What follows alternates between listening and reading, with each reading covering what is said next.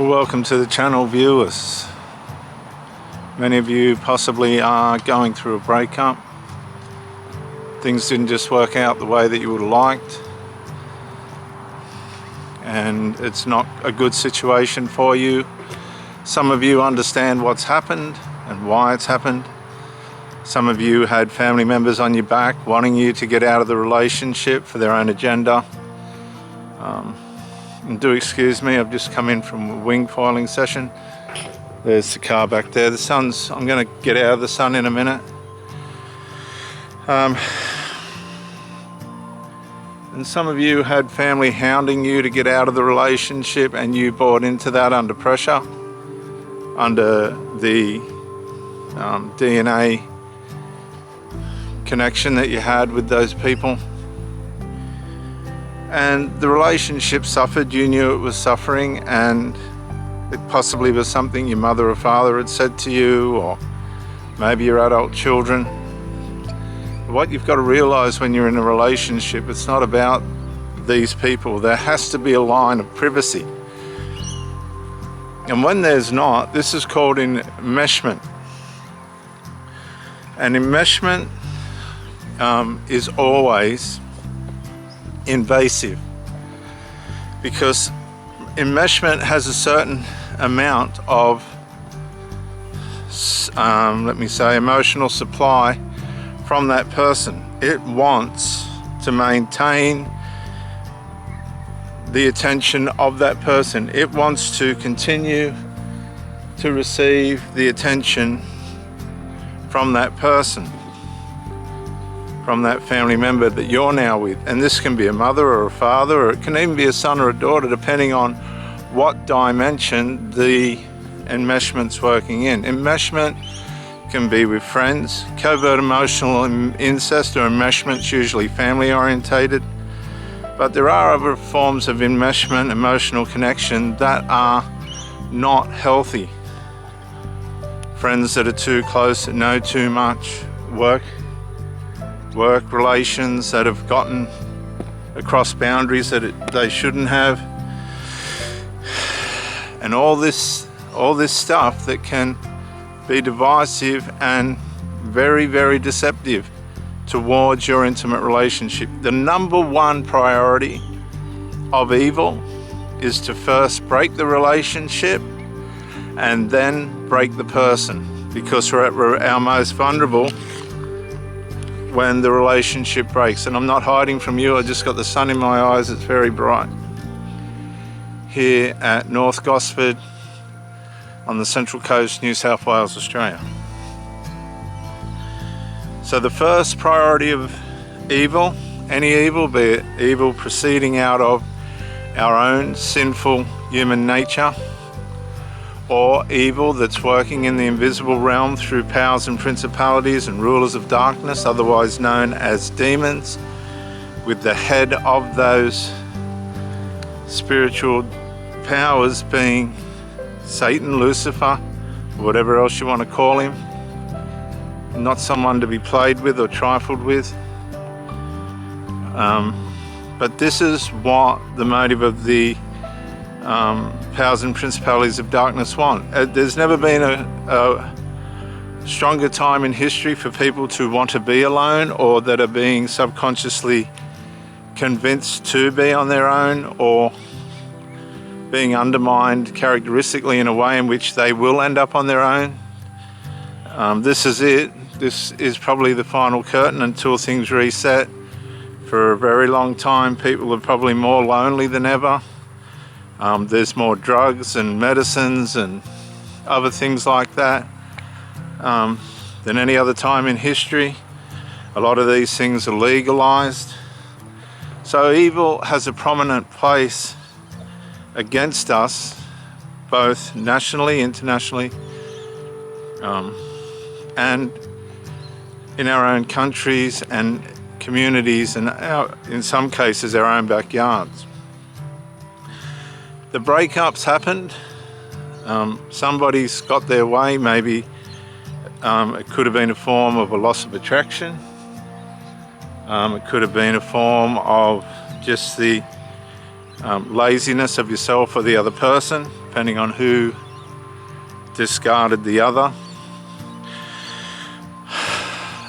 which is an intrusion again on the integrity and morality and strength of the relationship. You've got to realize a lot of us destroy these relationships ourselves. A lot of us allow ourselves to be vulnerable to people that we should not have really been involved with. It wasn't fair on them and it wasn't fair on you. Different cultures, different directions, and different places that we are in life at this stage.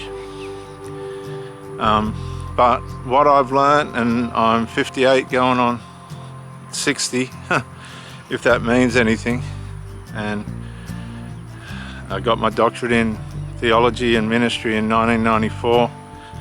What I've learned and what I've seen and what I've personally experienced is evil will go for the relationship, and through the damage and trauma that comes out of that relationship, it will then work on the heart and the mind of the person that's been traumatized by the breakup. Now you might say, well, my partner left for somebody else. Don't worry. Nobody gets through a breakup without trauma. Nobody gets off scot-free. That's just the way that it is.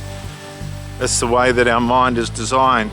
And people will think to themselves, well, I got away. No, nobody gets away with anything. And this is the sad part of it. This is what I've said to many, many people. Relationships either will bless you or cause damage. When the relationship's going good and everybody's happy and, you know, everything's flowing along, the issues are being resolved one by one as they pop up, you might have enmeshments and things at the start, objections and conflicts relative to should you be with that person or shouldn't you be. But the fact of the matter is, those can be resolved. Sorry guys, the problem with it is, more often than not, they're not, because they're domestically culturalized. And domestic DNA culturalization, or the way in which we are formed via the way in which we're raised and shown to live by the parents or caregivers that we have, and there's a whole different dimension that are for people that are adopted and this kind of thing. These will have an impact on the way in which we form and the way in which we deal with things if we're not fully aware. And if we have no consciousness of the limitations of our character and our morality and integrity, then this is where the trouble starts, because we don't mature. We stay in a place of immaturity, and this sabotages us, be it micro-incrementally or critically, horribly, throughout the course of our lives. We end up with tremendous losses, sometimes through addictions and substance abuses and these kind of things. See, a lot of people that have justified the use of drugs and alcohol, come on mate, come on, just calling the dog away from another dog, they will usually run themselves into the ground.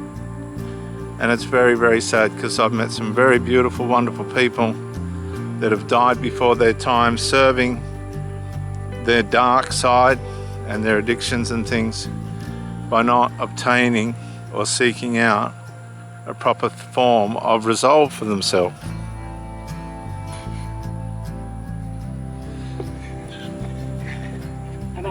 Hey mate.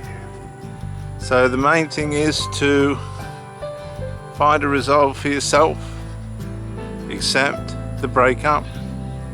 If it's come to the point where it's not reconcilable, you have to come back to yourself, look at yourself in the mirror of integrity and morality and what's best for you, and get your life back in order, in your mental health and physical health, and start from zero, because that's where we end up. We reset, we have to start again from zero.